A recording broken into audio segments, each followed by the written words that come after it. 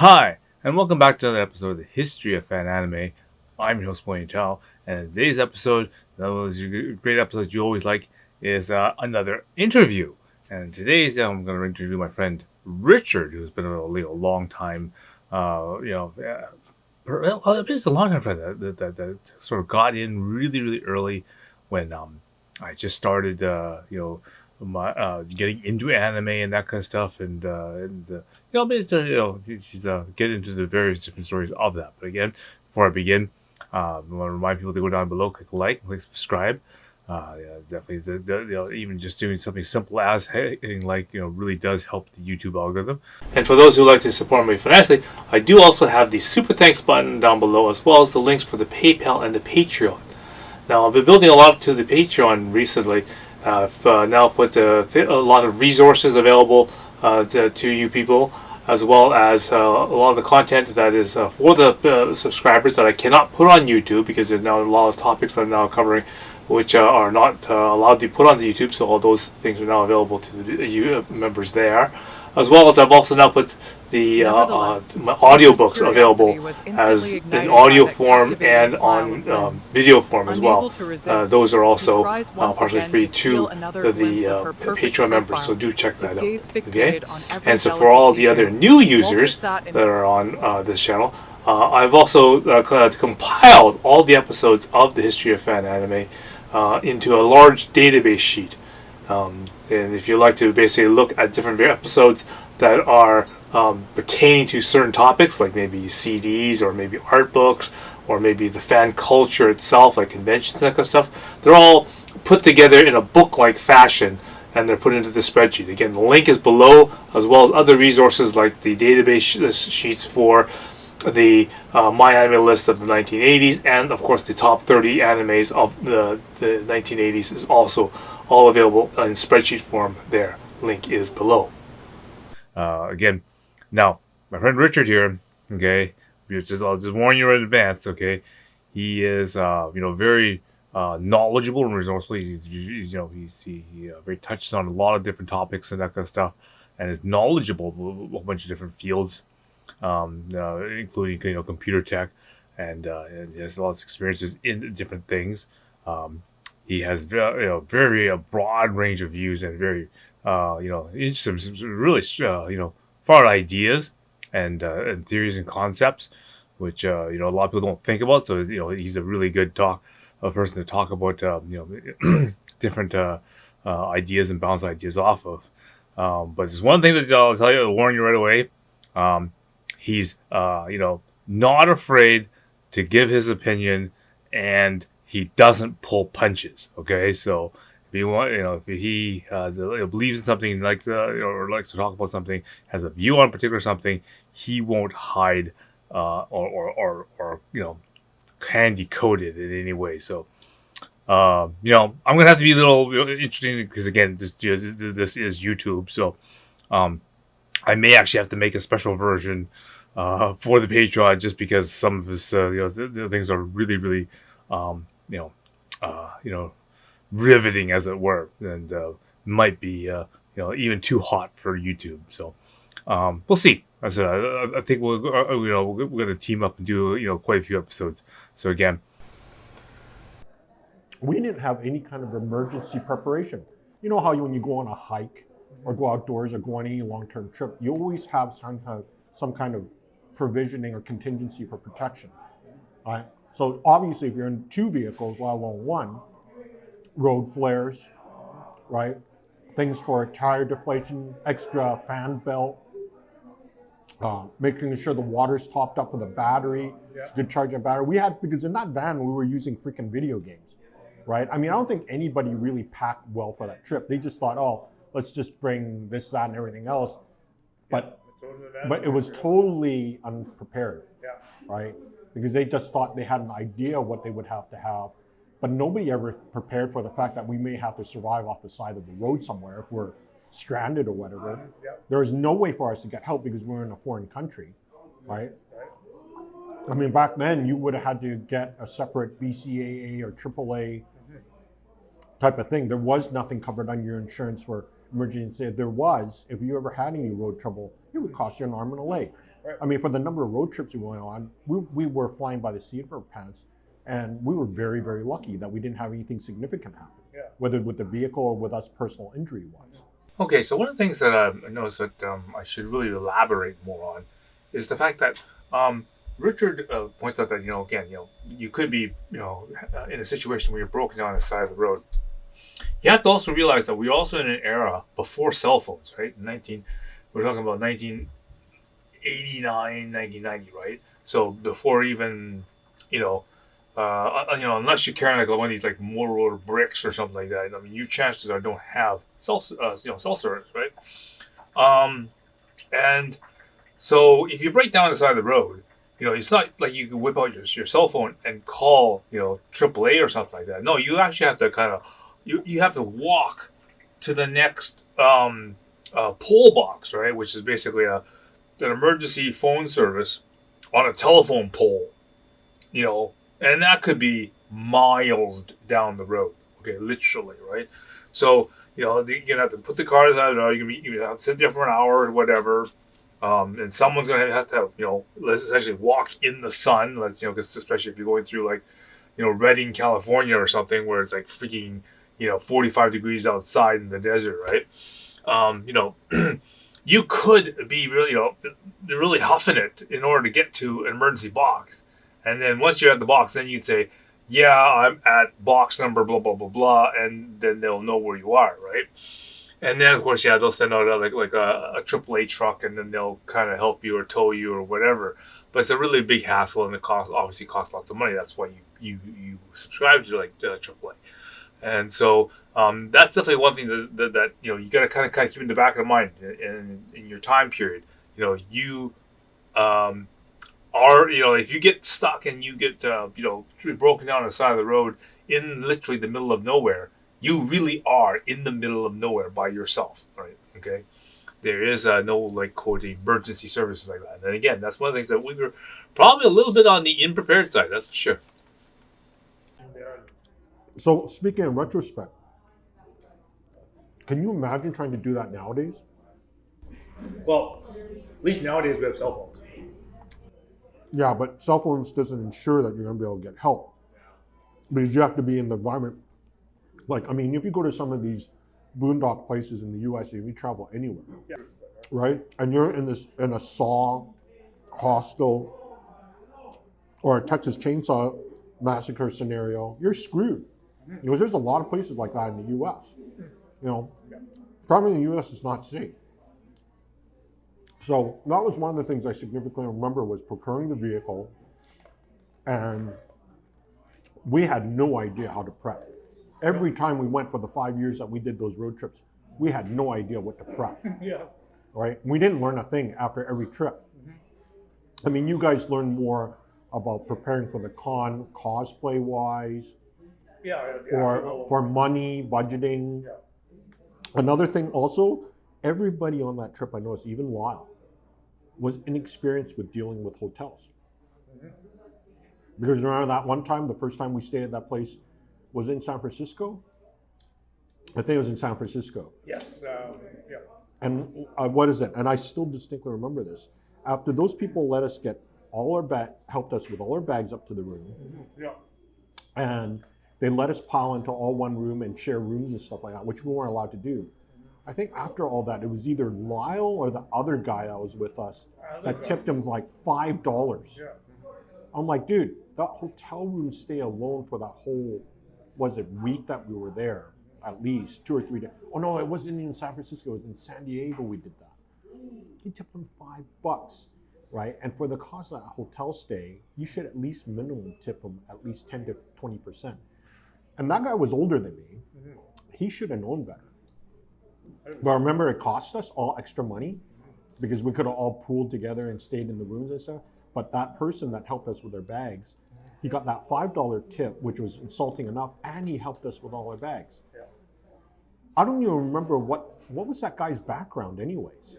Where did he come from? Okay, so Richard mentions the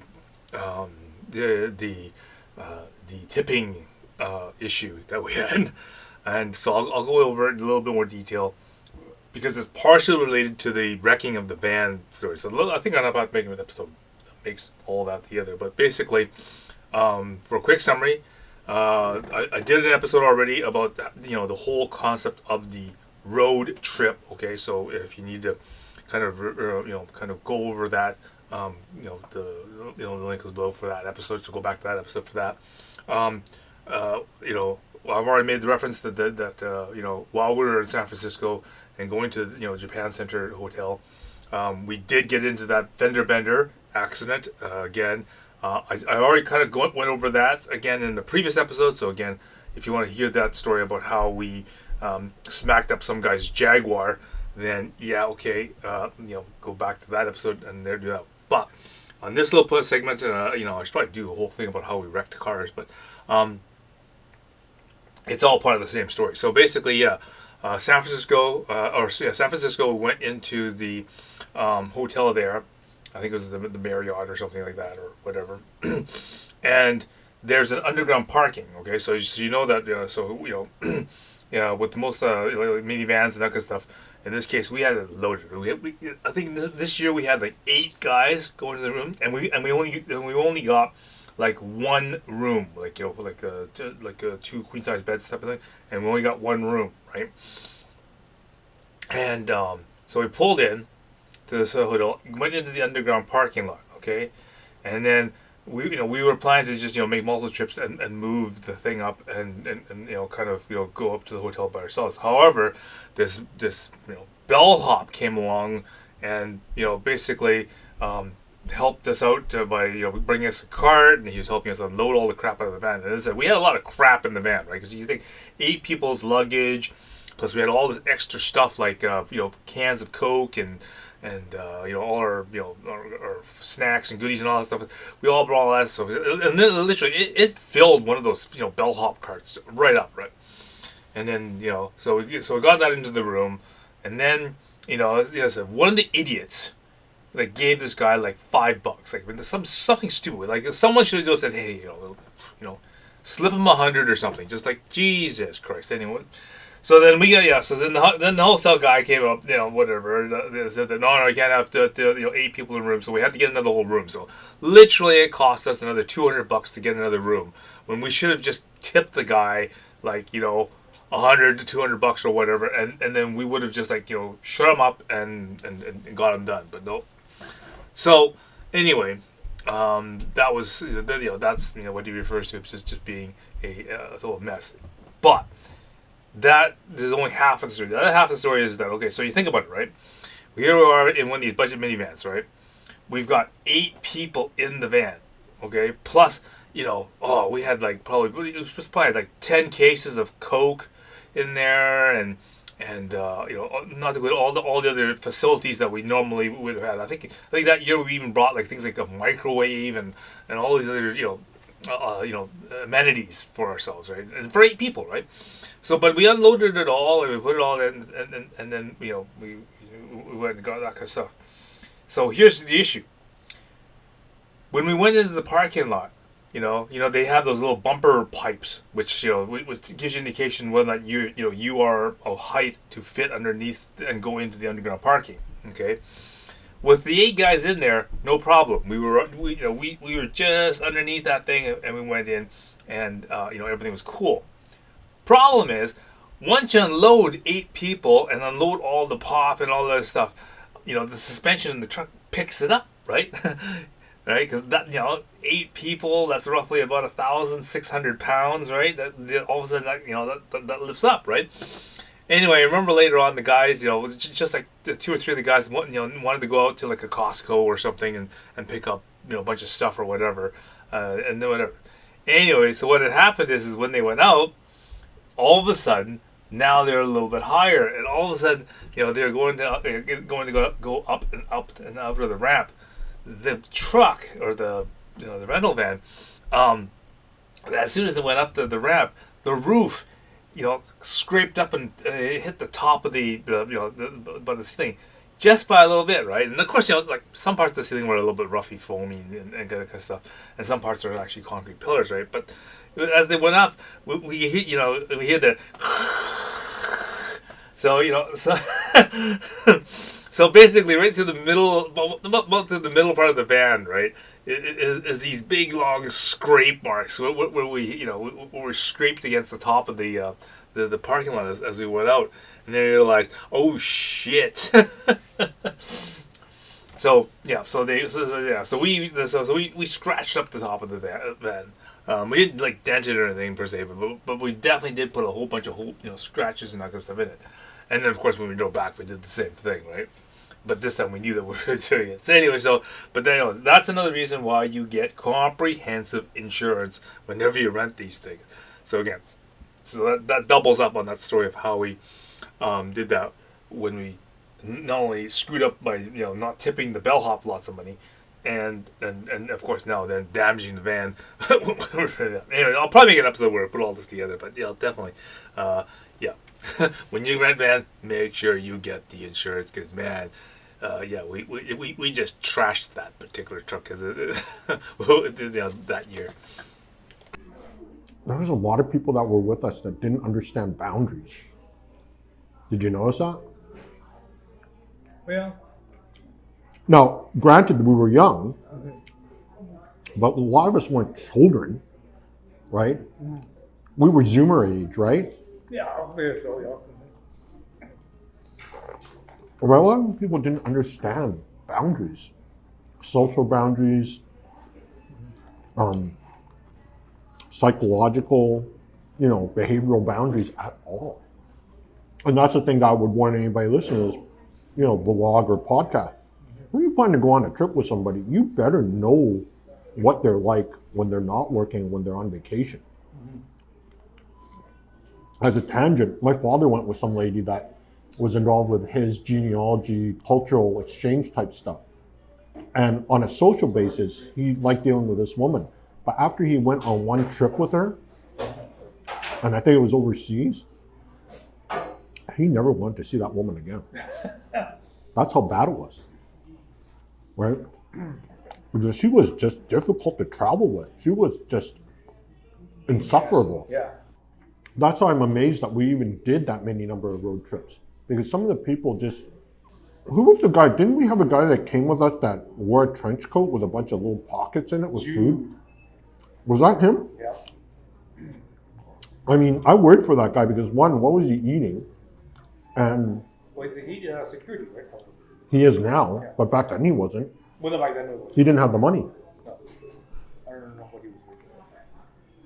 But he was eating food Yeah. that he was keeping that wasn't, Yeah. he didn't understand food safe, that guy. No. He would go, he had, I think I remember at the beginning of the trip, he had, he filled all his inside pockets and everything inside of it with 12 cheeseburgers or something. And he ate those on the whole trip. Virtually, yeah. So it was it was 24 hours plus. I'm surprised he didn't die of food poisoning, that guy. And unlike most of us, we ate along the way. We stopped at a restaurant, stopped to piss off. Well, that's an interesting thing because on all our road trips, I don't even remember how we ate. Was it mostly fast food or did we bring food? Yes, and it was you too. I remember. It What was time for a food break because we did 4-hour shifts on the driving. Right? Okay. So you were, so we were driving. We knew that we needed to make a pit stop to eat, and then you said, "Oh yeah, I want something healthy to eat." So we drove an extra 2 hours to go to Jack in the Box or something, and then the first thing you ordered was the deep fried spring rolls or something. Well, just to allude to that, so back then when I was eating, I was like a garbage truck. Yeah. I ate everything. So healthy to me was relatively healthy to you guys, Well, right? So not unlike what we're eating now. Right Yeah. now, it's like we're definitely more conscious. But yeah. what was funny about back then was, to me, those spring rolls were healthy because it was veg. There was no meat, right? Even though it was deep fried to hell. Yeah, exactly. But that was a big Achilles heel of mine. Was I love those egg rolls from Jack in the Box and their sourdough burger. Anyways, relative to the eating, I know we never ate well. No. It was junk. Oh, 100%.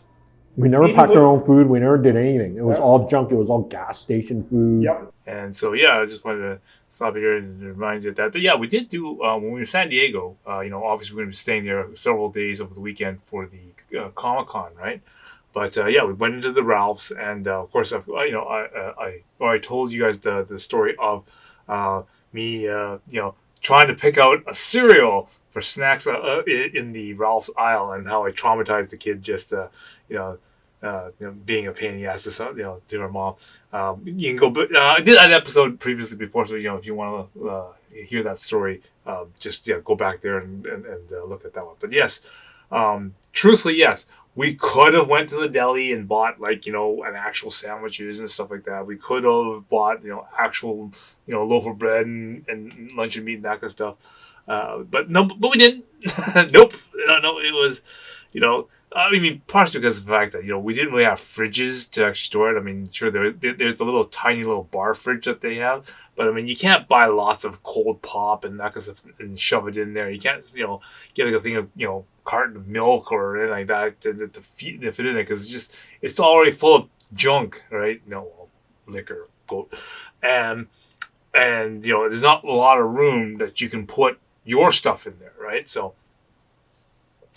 You couldn't get that kind of stuff, and at this time, a lot of the hotels don't have microwaves, so you couldn't buy frozen dinners or I said something from the deli and then mic it up and that kind of stuff. They didn't really have that convenience many times, right? So it was really what were you left with, right? A bag of chips. You can buy a couple of cold drinks, but it won't stay cold. What you would do is the hotel would supply ice, so you could always grab the wine ice holder or whatever. So you but instead of using wine, you put your 2-liter bottle of Coke, or sometimes they don't even fit in some of those containers, so you have to put only a 1-liter bottle of Coke in it, right, at a time, and just keep going to the ice machine to get more ice.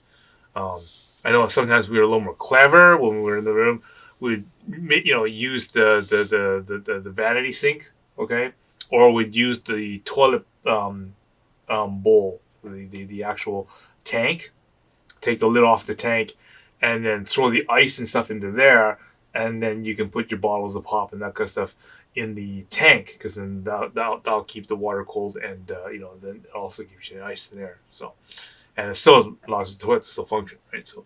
But yeah, so those are things that I remember what we used to do. But again, that's still not healthy food, right? It's all still junk food, and that is your diet when you're really at the conventions. I mean, usually what we try to do is maybe at dinner time, that kind of thing. Then that's when we go to a restaurant and actually get a half decent meal, something that's actually probably cooked get our sort of for calories that way, like real calories that way. Other than that, yeah, the rest of the day it's just junk food and deli food and whatever you can just kind of get when you can get it. I think that was sort of the lifestyle that we had at that time. Okay, I hope you found that really interesting. Again, I do plan to do more different episodes with Richard, because he has a lot to comment on. And again, if you have any sorts of topics you want to suggest, or you want more elaboration on something, maybe to actually spend an episode talking about a particular concept, by all means, leave a message below, and then I'll make sure the next time I touch base with them, we'll get more on that. Right?